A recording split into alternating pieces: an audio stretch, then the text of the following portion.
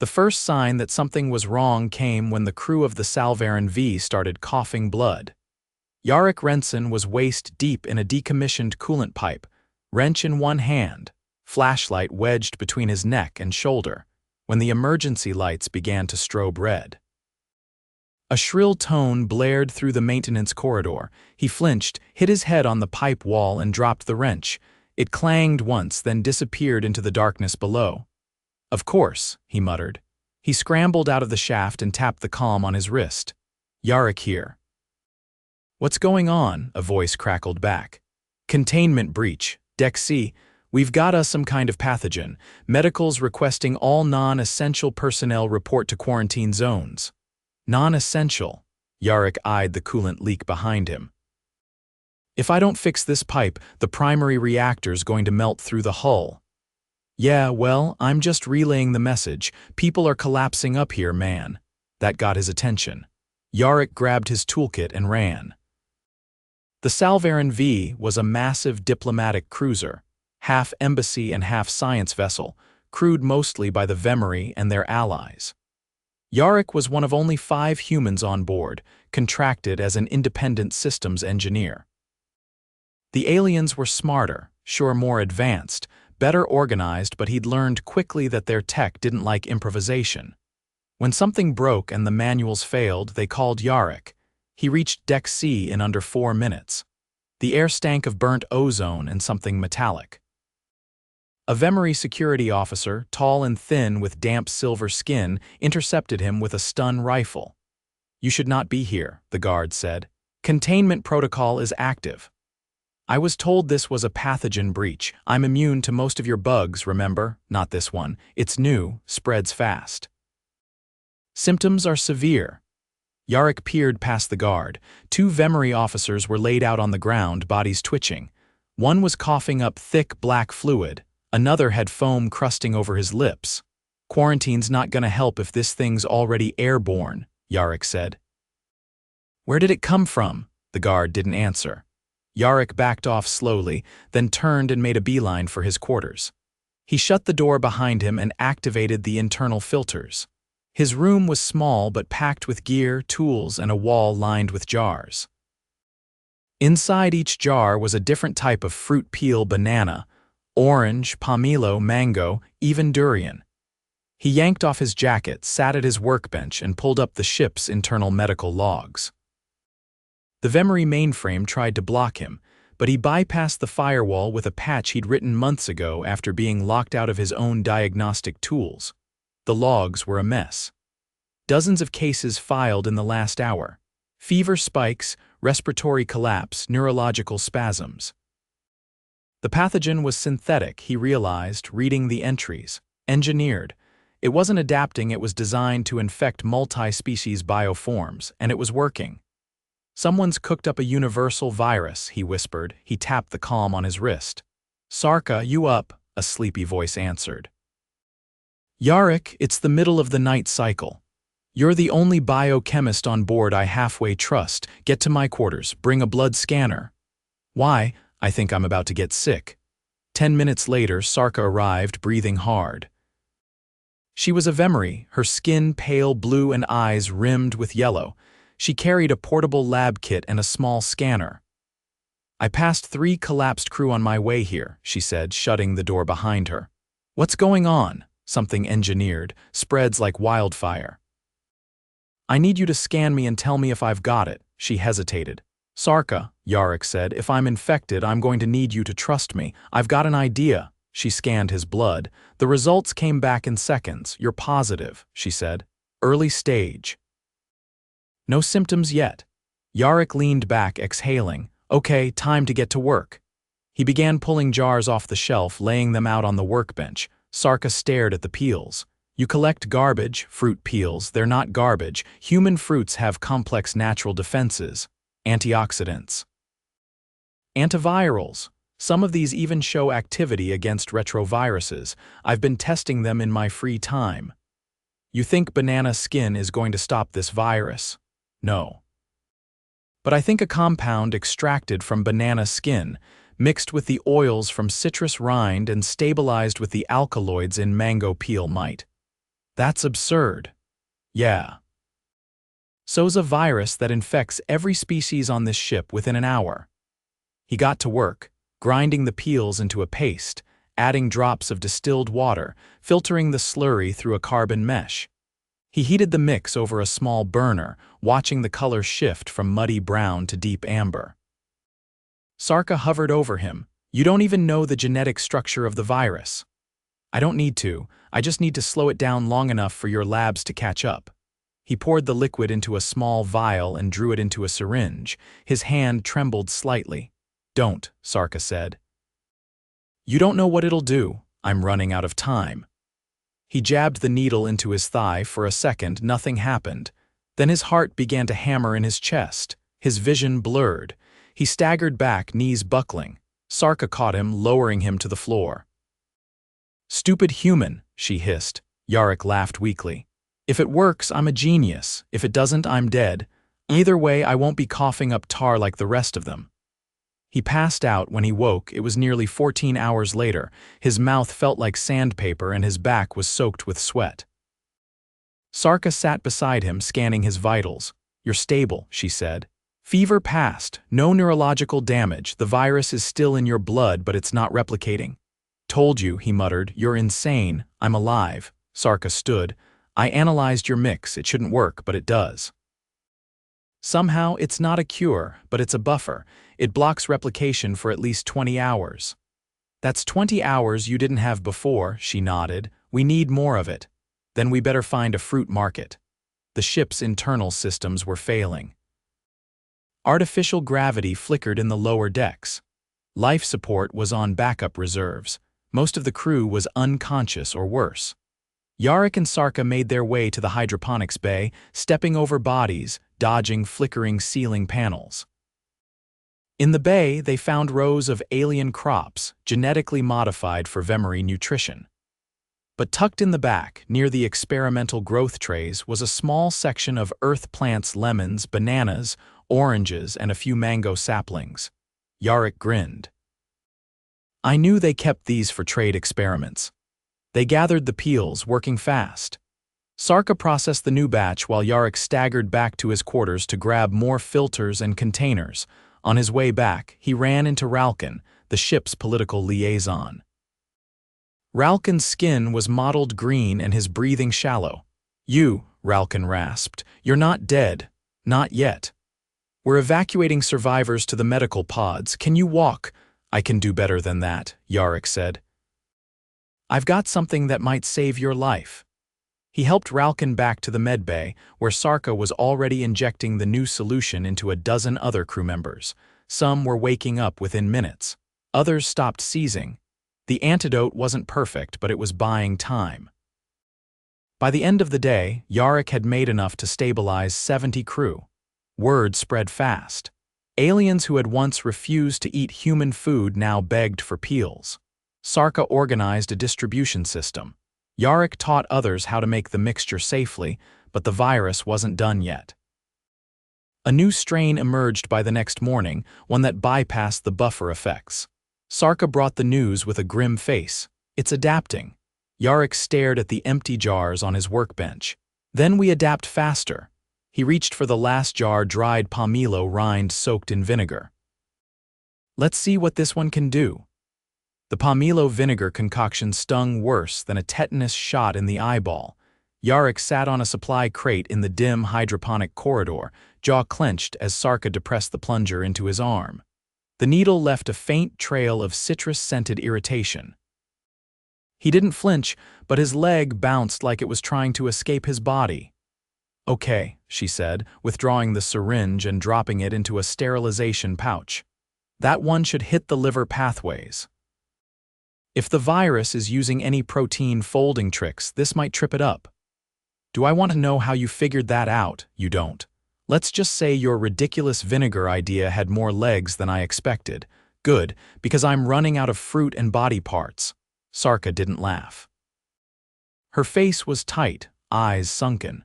She hadn't slept since they'd synthesized the first batch. Neither had he. The difference was, Sarka still looked like a functioning adult. Yarik had dried mango pulp in his hair and a band-aid stuck to his neck from a misfired pipette. The hydroponic corridor vibrated faintly. Somewhere above them, one of the auxiliary reactors was cycling unevenly. Yarik glanced up. That sounded like phase drift. Engineering says it's fine. Engineering's mostly unconscious. Sarka leaned against the wall, arms folded. We've stabilized what we can. But the new strain is faster. It doesn't wait for symptoms. It just cuts straight to system failure. That's not evolution, that's deliberate. You think someone's still here modifying it or remote controlling it through what? Could be anything. Nano interface embedded in the coolant lines. Signal piggyback on internal comms. You've got smart walls everywhere. Who's to say they're not listening? She exhaled through her nose. I hate how plausible that sounds. I hate that I'm probably right. He stood, knees popping. I need to get back to the waste reclamation unit. That's on Deck E. It's sealed. Only to people who don't know where the crawlspace hatch is. Why waste processing? Because if I'm right about how the virus is transmitting secondary instructions, it's embedding in trace metal particulates. That means filtered discharge might contain the raw carrier code, she blinked. You're going to sort through biosludge to find a viral signal relay, he grinned. Thought you said I was insane. I did. Good. Then you won't be surprised when I ask you to bring a decontamination sprayer. The crawlspace was barely wide enough for Yarik's shoulders. He slithered through on his belly, flashlight strapped to his forehead, a rebreather clamped over his face. The recycled air tasted like burnt algae and copper. Sarka followed behind, muttering in vemory under her breath. Occasionally, she kicked him when he slowed down too much. The hatch to the waste reclamation chute was welded shut from the inside. Yarik tapped the seam with his wrench, then wedged a coil of thermite paste into the edge and lit it with a match. You know, Sarka said behind him, we have lasers.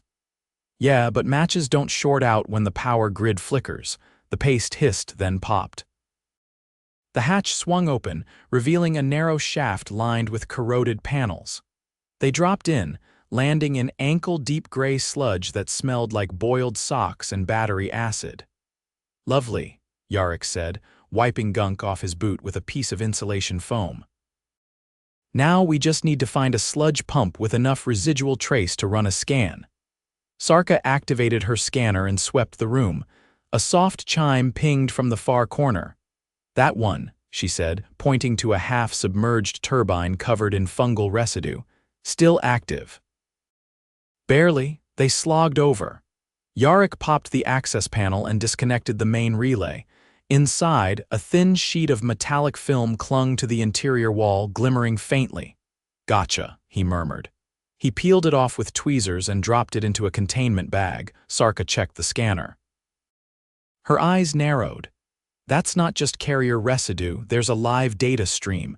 Yarik raised an eyebrow, then someone's still talking to it. From where? No idea. But if we can trace the signal, we can cut it off. Or find the source. Exactly. They climbed back up the chute, decontaminated in a maintenance airlock, and made their way to the sensor core, the only place on the ship with directional readouts fine enough to track a low-frequency signal. The room was dark, save for the soft pulse of standby lights. Bundles of fiber optics hung from the ceiling like tangled vines. A single technician lay unconscious in the corner, a breathing mask strapped to his face. Yarik ignored him and slid into the primary interface chair.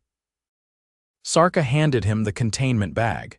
Can you extract the signal without tripping a feedback loop? Only one way to find out. He connected the bag to the analysis port and initiated a passive scan. The system hesitated, then blinked to life. A wave of green lines rippled across the screen. There, he said, carrier frequency, modulated at sub-thermal intervals. That's why no one caught it. It's riding heat signatures. Where's it coming from? He triangulated the origin. The map zoomed and blinked. Sarka leaned in. That's inside the diplomatic archive vault, he nodded. And that's not a coincidence. They ran. The archive vault was buried 5 decks below the embassy hall, protected by biometric locks and diplomatic encryption so dense even Yarik had to pause for breath before attempting to crack it. "Can't we just melt through the door?" Sarka shook her head.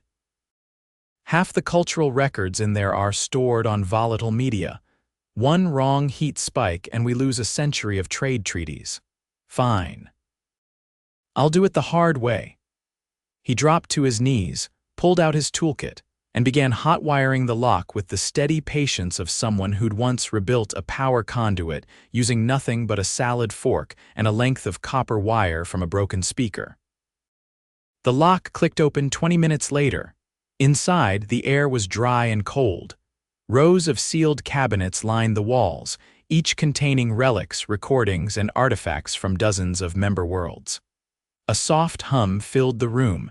Yarik followed the sound to a small plinth in the center. On it sat a cube gray, unmarked, humming faintly. It shimmered when he stepped closer. Sarka stared at it.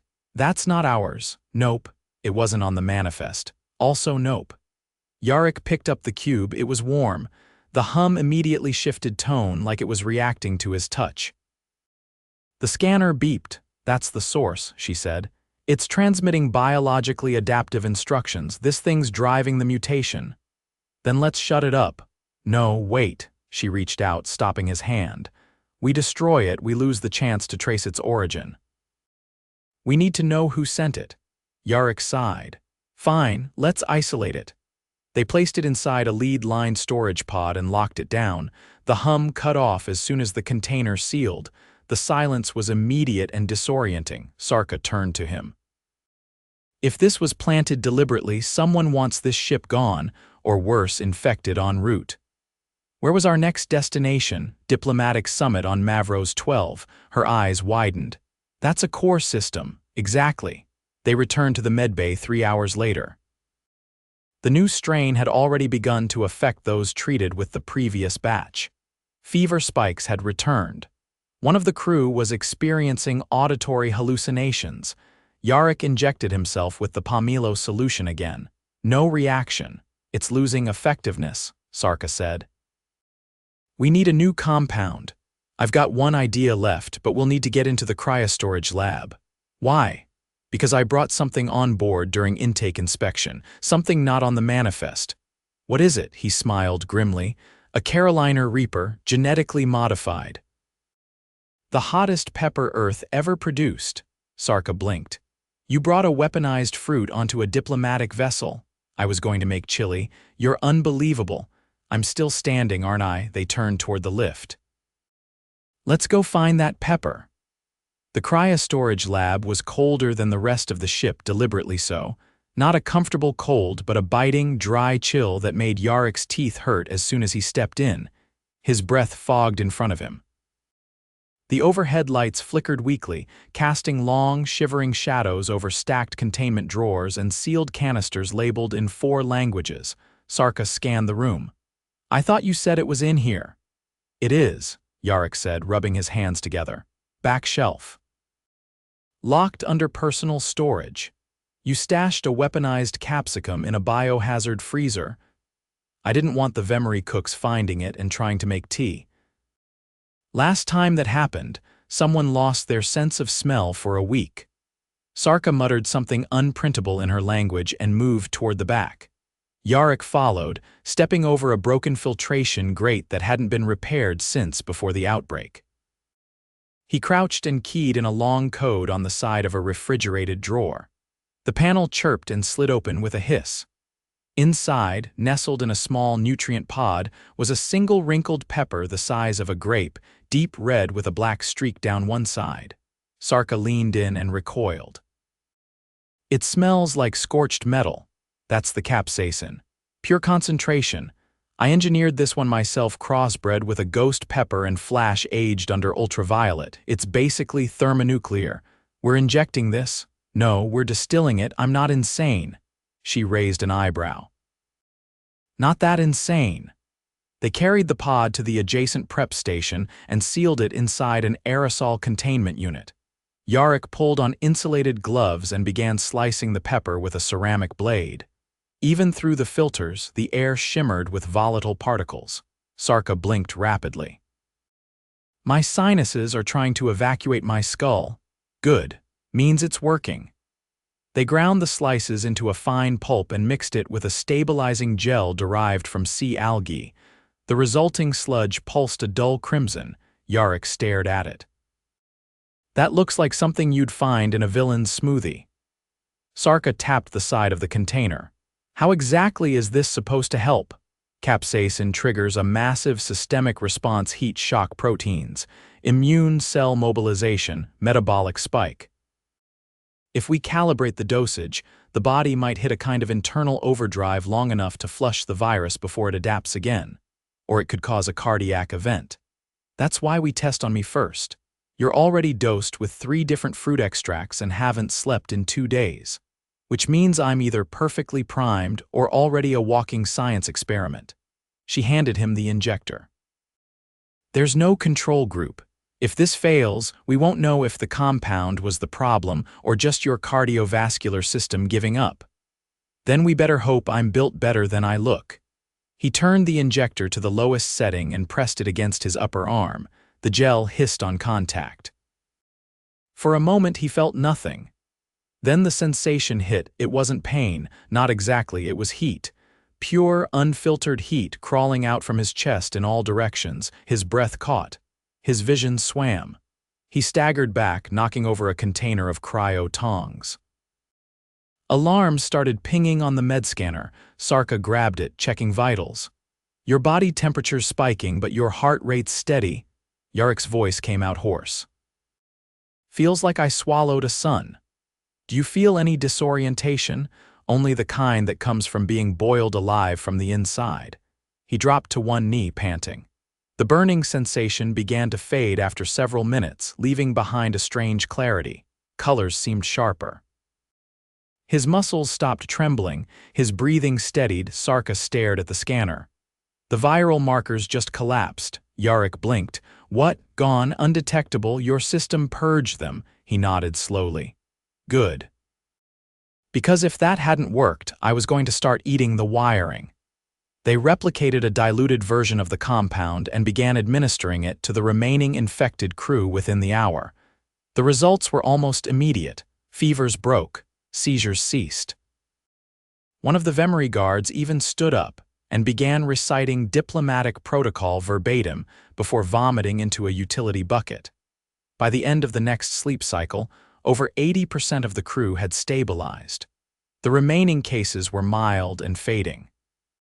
Sarka leaned against a bulkhead in the medbay, arms folded. You just cured a multi-species bioweapon with a pepper you grew in your closet. Yarik nodded, sipping water. Told you chili saves lives. She looked around the room. Dozens of alien officers now sat upright, some sipping nutrient packs, others blinking in confusion. The air no longer buzzed with panic, just exhaustion. What about the cube? She asked. Yarik finished his water and tossed the bottle into a sterilization chute. I sent a trace analysis to Central Command. Turns out it's not native to any known Alliance tech. External, worse, repurposed, she straightened. From what? Looks like it was once part of a medical AI. Someone rewrote its protocols, turned it from healing to infection. Slipped it into our archives under diplomatic cover, probably hoping we'd carry it to the summit. That's not biosabotage, that's an act of war. Yeah, but we caught it in time, barely. He walked to the observation window and looked out. Beyond the glass, the stars crawled by in slow, deliberate arcs. The Salvaron V was coasting now, systems recovering, crew returning to function. Sarka joined him. You're going to be famous for this. That's the worst part. You hate attention, I hate paperwork. She laughed softly. Then you'll really hate the debriefing, already planning to fake a concussion. They stood in silence for a moment, then Yarik turned. You know, I was thinking of making a second batch, less weaponized, maybe add tamarind. For what purpose? Soup, she shook her head. You're dangerously unpredictable. That's why they hire humans. Later that cycle, the captain, still pale and wrapped in a thermal blanket, addressed the crew from the central chamber. Yarik stood in the back, arms crossed, watching as the Vemery and allied officers listened in silence. "Thanks to the intervention of our human systems engineer," the captain concluded, voice still raspy, "we averted catastrophic loss of life. Let this serve as a reminder. Adaptability is not always a product of advanced design sometimes, it's just a question of who's willing to try something no one else would dare." Yarik slipped out before the applause started. He hated speeches. Back in his quarters, he sat at his workbench. The jars were mostly empty now, smudged with residue and fingerprints. He picked up the last one durian peel soaked in malt vinegar and set it aside. Some things were better left untested. He leaned back, closed his eyes, and finally slept.